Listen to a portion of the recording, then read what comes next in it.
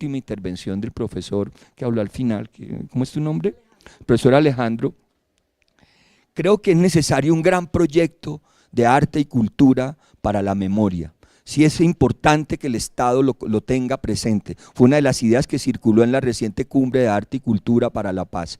La necesidad de que haya una política, tanto ciudadana como estatal, que sea consciente de que solamente a través de promover una gran movilización de todos los lenguajes para contar lo que hemos vivido y para compartirlo, porque la ventaja que tiene el lenguaje de los lenguajes de las artes es que podemos compartir a través de ellos lo que hemos vivido como comunidad y no solamente como personas.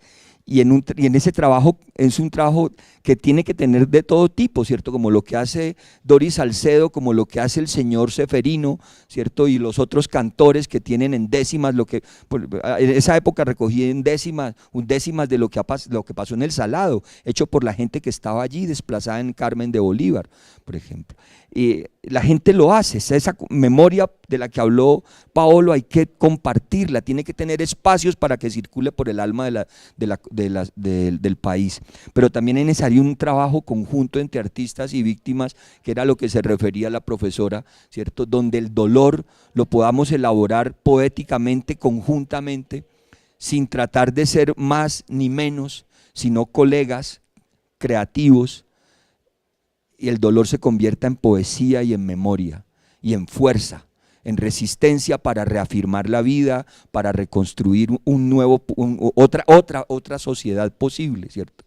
Otra sociedad que pueda ir más allá, sobre la base de lo que dijo el profesor Páramo, que es muy, muy profundo eso, ¿cierto? O sea, nos lo demostraron hace poco, hace 2 años los estudiantes, cómo es de profunda el alma campesina nuestra y tan semejante, incluso de aquí salieron estudiantes con Ruana, la manifestación de la Ruana aquí en Bogotá, ¿sí? Y que el presidente decía que el tal paro campesino no existe. Y entonces salieron los estudiantes de los Andes, de aquí del externado de la Nacional con Ruana, una hermosa manifestación que infortunadamente fue duramente reprimida. Entonces, convertir el dolor en fuerza a través de la poesía, convertirlo en memoria común, en un trabajo muy importante que hay que hacer, que este país necesita. La dimensión cultural y artística de lo que hemos vivido es necesaria, porque solamente el daño cultural que tenemos solamente se puede reparar a través de un trabajo artístico y cultural. Eso lo saben muy bien los que lo hacen y los que todas las noches transforman la memoria en telenovelas, en melodramas, donde las víctimas se convierten en victimarios.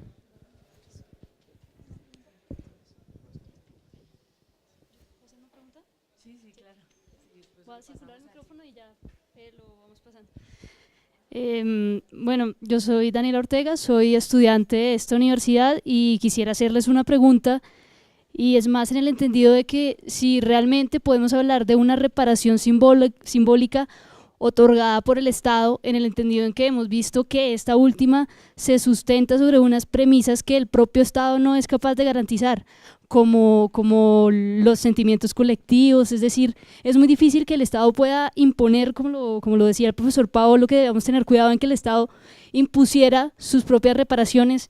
Si el Estado no es capaz de garantizar esa memoria colectiva, ese símbolo no se genera porque el Estado lo diga o porque el Estado ponga un monumento. O sea, no hay nada más fantasmático que un monumento en una vía o en la plaza principal de un pueblo en el cual ocurrió una masacre, que no significa nada. Entonces, ¿realmente el Estado puede otorgar una reparación simbólica o ese símbolo se debe sustentar es a través de un mecanismo de cohesión social, por ejemplo, en las facultades de arte?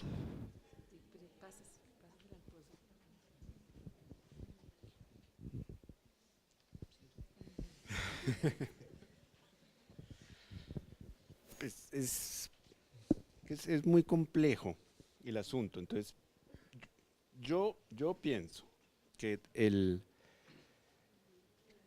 el Estado no puede ordenar la creación de símbolos, ¿sí? Es decir, el símbolo nace silvestre, ¿sí? Allí donde nace o no nace. Nosotros debemos reconocer que este conflicto esta situación que vive el país muestra, es un estado de las cosas, un diagnóstico, muestra una, real, así es la situación, una fragmentación social, es decir, muestra que es un país fragmentado, ¿sí? Y que por lo tanto hay que elaborar mecanismos de generación de comunidad, ¿sí? Pero que, es decir, esos mecanismos no están asegurados, esos mecanismos, cuando tiene que ver con el lenguaje simbólico, no pueden estar asegurados por el Estado. Ese es un…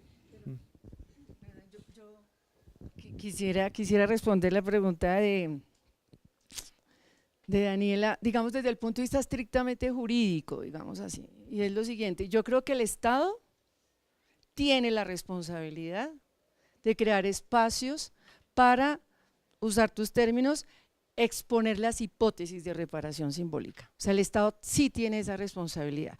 Digamos que, y en eso, en Colombia acaba de suceder algo que es muy paradigmático en materia jurisprudencial de reparación simbólica en un proceso de justicia y paz. El primer proceso de justicia y paz que hubo en Colombia, que fue a propósito del caso de Mampuján y Las Brisas, la magistrada de justicia y paz ordenó un monumento en el espacio público, contrataron a un escultor que se llama Wilger Sotelo, hicieron el concurso propio de un proceso administrativo y le otorgaron la hechura del monumento al escultor que propuso el monumento más barato. Y el resultado es un burrito con un campesino sentado en el burrito. Digamos, y hay muchas preguntas alrededor: ¿por qué hay un campesino y no una campesina? ¿Por qué no hay niño? ¿Por qué está solo? ¿Por qué la camisa es azul? ¿Por qué es de manga corta? ¿Por qué tiene sandalias y no botas? Etcétera. Esa misma magistrada, que es la magistrada Uldi Jiménez, acaba de sacar una sentencia hace 3 meses donde ordenó, como parte de la reparación simbólica, que el Ministerio de Cultura muestre públicamente en todo el país la obra de teatro del Catatumbo. Esta obra de teatro del Catatumbo es hecho por víctimas, la dramaturgia es por víctimas y tiene un objetivo fundamental, que es la garantía de no repetición. Entonces yo lo que creo en los dos casos es que en el primer caso el Estado ordenó un símbolo que no tuvo ningún efecto, digamos, es un símbolo entre comillas, digamos, nació muerto el símbolo. Mientras que en el segundo caso se propuso, fue una hipótesis de símbolo, un espacio, digamos quizás un espacio museal, un espacio para exponer una hipótesis de símbolo, para usar el término que usa Alejandro. Y yo creo que ese segundo caso tiene mucha potencia, es decir, el juez con una orden jurisprudencial puede exponer, digamos, lo que potencialmente puede ser un símbolo. Ya le tocará a la comunidad saber si efectivamente esa obra de teatro será un símbolo como reparación a las víctimas del Catatumbo o no. Pero lo que sí es que yo creo que marca una diferencia fundamental esas dos sentencias, y por eso yo creo que el Estado no solamente tiene el deber y puede, sino que es responsable jurídicamente de hacerlo. Y de otra parte, por ejemplo, aquí que está Nicolás del Centro de Memoria, Paz y Reconciliación de Bogotá, ellos también hacen como parte de su política pública reparación simbólica, ya no por una orden jurisprudencial, pero sí como parte esencial de su trabajo. Entonces yo diría que sí, que es una responsabilidad del Estado hacerlo. Ahora, la cosa de este conversatorio y de estas reflexiones es cómo lo debe hacer, y debería hacerlo, pues, como dice el profesor Páramo, para promover puntos en común entre los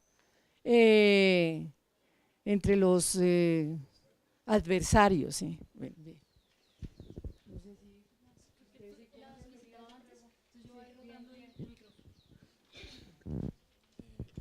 Bueno, muchas gracias, buenas tardes. Mi nombre es Jorge Rengifo y pues bueno, va sobre todo orientada mi pregunta a lo que ella decía al final.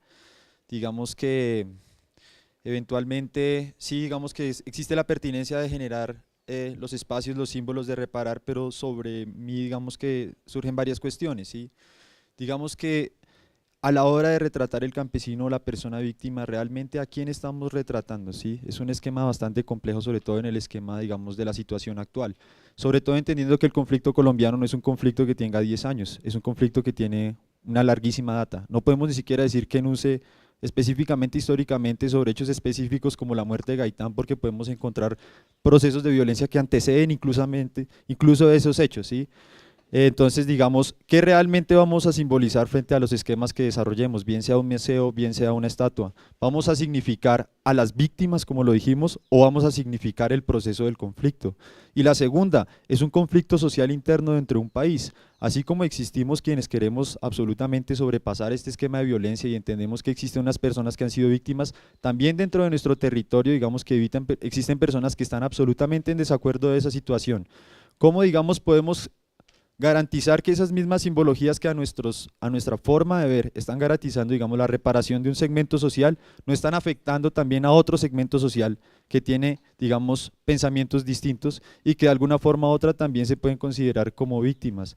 Y mi tercera cuestión es como hemos visto cómo a partir de la reconstrucción y el mantenimiento de simbologías y esquemas han resurgido en el tiempo nuevos esquemas de violencia. Digamos, hablo específicamente en el caso de Estados Unidos, como actualmente han resurgido esquemas como similares a los que existían de las Panteras Negras liderados por Malcolm X, ¿sí? En un esquema de derechos civiles, como digamos en este momento también en Alemania resurgen grupos con una ideología nazi muy fuerte, como digamos podemos blindar esos símbolos, ¿sí?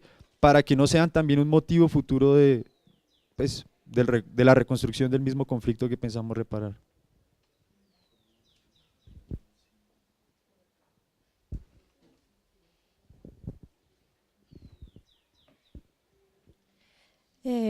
Buenas tardes, mi nombre es Calia Ronderos, yo hago parte del Centro Nacional de Memoria Histórica de la dirección del museo y quería hacer como un comentario específicamente con lo que se estaba discutiendo ahorita con los temas de las medidas de reparación simbólica que se dan en los marcos o que se dieron en un marco de justicia y paz, y es que ahorita con lo que nos hablaba Yolanda del monumento.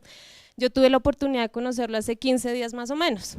Uno de los líderes me llevó y me dijo, mira, este es el monumento, además del campesino están los 12 nombres de las víctimas que fueron asesinadas en Las Brisas, pero sobre la cual la sentencia fue dada a la gente de Mampuján, que es un municipio cercano, que yo creo que eso es aún más problemático que lo pertinente o no del monumento que se está dando. Y en otro conversatorio en el que también tuve la oportunidad, que también fue organizado por el externado el año pasado, que asistió la magistrada Uldi, yo le preguntaba que de dónde salían esas medidas, ¿sí? Porque venían un poco como en paracaídas hacia una comunidad. Entonces, ahí yo creo que se plantea una problemática mayor y es que empieza a haber como una burocracia, porque la víctima está representado por un abogado y el abogado le parece que esa es la medida, ¿sí? Ese es más o menos uno de los pequeños conductos que se empiezan a dar. También hay que ver que muchas veces las víctimas con las que se trabajan desde Justicia y Paz o desde el Consejo de Estado son víctimas que no son organizadas, a diferencia de las víctimas del Catatumbo, que ya empiezan a generar dos procesos o que están inmersos en procesos distintos en relación a la reparación simbólica, la reparación integral, que debería efectivamente ser transformadora. Creo que esos son dos elementos que son importantes de pensarse, y también teniendo en cuenta que es una ley en la cual todo el tiempo se patina, como que son pruebas y errores lo que va pasando, que va cambiando, van apareciendo como algunas transformaciones en esa misma ley. Creo que sí deben generarse esos espacios y ya están generados, o sea, los procesos de memoria no son procesos que nacen con la ley. Las organizaciones llevan mucho tiempo desarrollando procesos de memoria, y estas manifestaciones culturales, artísticas, como se llamen, hacen parte de esos procesos políticos de reivindicación, de dignificación, que son mucho más grandes que solamente lo que está ligado o lo que está metido en un parámetro temporal desde la ley o desde los planes de reparación, independientemente de los marcos temporales en los que se esté metiendo. Y entra otro problema, eso es también creo yo, y es que cómo eso simbólico entra además posteriormente cuando se desarrolla, digamos, una acción simbólica referenciada con un lenguaje artístico o a través de una expresión cultural. ¿Cómo entra eso después en un marco económico y en un marco productivo? ¿Sí? ¿En qué momento? Porque también pasa. Entonces, mi obra que estoy desarrollando como proceso de resistencia en el Catatumbo empieza a ser circulada a nivel nacional. ¿Y eso qué me convierte? En una pieza artística que está evidenciando realmente y que, como dice el profesor Alejandro, es como un detonante potente para hacer conciencia de, y quienes somos víctimas también empieza a aparecer ahí esa pregunta, ¿cierto?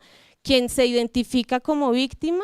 ¿Quién se siente como afectivamente como sumado a la victimización de quien sufrió la violencia directa? Entonces, son como muchas preguntas que aparecen también en este marco de la construcción del museo. Y lo último es que, perdón, tenía un apunte más. No, creo que eso era. Bueno, y pensar en eso, en esto que hablaba el profesor Paolo de la reparación transformadora, ¿sí? Que tampoco es volver a ese estado anterior, porque también también ese estado anterior estaba generando espacios de vulnerabilidad para que sucedieran y para que se afectaran a las comunidades como se han afectado en algunos momentos de desplazamiento, despojo, masacres o cualquier hecho que los ha afectado. Entonces, cómo realmente se genera una transformación y no solamente se centra en este espacio, sino con miras a futuro, porque creo que en eso también tiene que ver como el tema de memoria histórica, que es ir a un pasado para estar también en un presente y pensar en un futuro, y no solamente hablar de la victimización, del sufrimiento, sino también hablar de la resistencia, hablar de los procesos de lucha, hablar de los procesos de cambio, hablar de cómo se piensa distinto desde las organizaciones, independientemente de todos los conflictos que hay también entre las organizaciones campesinas, sectoriales, etcétera, etcétera.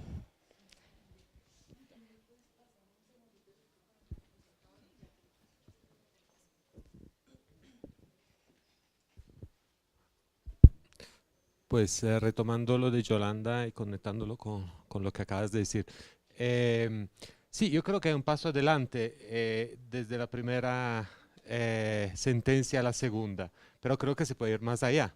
O sea, no es la obra de teatro como objeto que tiene que circular, porque si no volvemos en la idea del arte como el artefacto que circula, la puesta en valor, el sujeto, entonces se vuelve el artista local que se vuelve la estrella artística, ¿sí? Subjetivizando, pero también esencializando. Entonces se vuelve representante de qué tal en las dinámicas locales. Son las prácticas que pudieron permitir que saliera esa obra de teatro que hay que defender. Eso es lo interesante.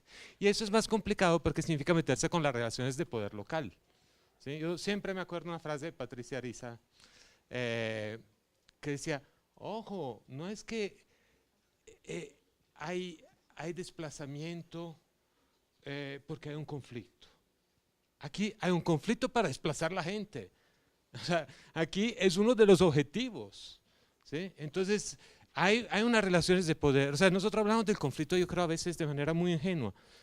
O sea, el conflicto es una guerra que alguien ganó y alguien perdió. Eso en los territorios es muy claro. Entonces, después venimos con la reparación simbólica, pero la reparación simbólica sí se vuelve un contentillo. Y un contentillo que suena a farsa, ¿sí?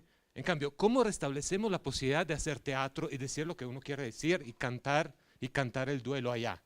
No coger la obra y darle la vuelta internacional, que operativamente es más fácil. Es una platica, ¿sí? Y además construir el símbolo para exportación. En cambio, el problema es, ¿y ahí qué? ¿Qué está pasando ahí? ¿Sí? Entonces, creo que la reflexión, y con todos los límites, sabiendo que ahí de pronto mandan los mismos. Hay unas paradojas que se pueden generar terribles, terribles. Por ejemplo, zonas donde hubo un proceso militar, por ejemplo, los paramilitares se tomaron a algún lado, ¿sí? Después se hace un proceso de patrimonialización y se vuelve un lugar turístico. El bien cultural de las víctimas que se patrimonializó genera una pequeña industria cultural manejada